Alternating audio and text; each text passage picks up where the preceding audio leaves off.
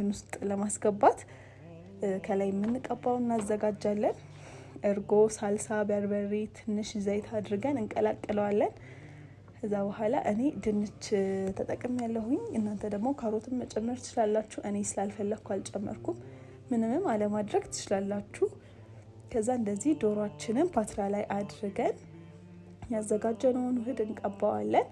ላዩ ያማረ ያደርግልናል። ከዛ በኋላ ኦቨን ውስጥ ማስገባት ነው። ዶሮውን ደግሞ ያበሰልንበትን ውሃ አንደፋውን በማጥለያ ቅመሙን አጥልለን ለሩዙ እንጨምረዋለን።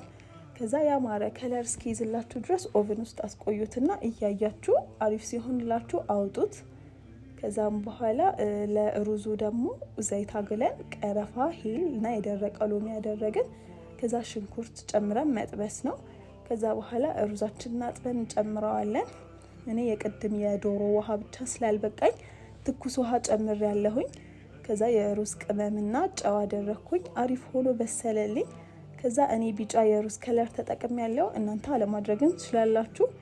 ከዛ እንደዚህ ዶሮአችንን ሩዙ ላይ አድርገን በአልሙኒየም ፎይል ዘይት አድርገን ከዛ የጋለ ከሰል አድርገን እናፍናዋለን። ይሄ ጣዕሙን አሪፍ እንዲሆን ያደርገዋል።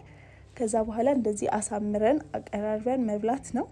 በጣም ነው የሚጣፍጠው። ሁላችሁም ሞክሩት። የሩዝ ማባያና የቂጣውን አሰራር ከፈለጋችሁ ደግሞ እሰራላችኋለሁ። ኮፒ ሊንክና ሪፖስት ማድረግ እንዳይረሳ። እወዳችኋለሁ። ባይ ባይ።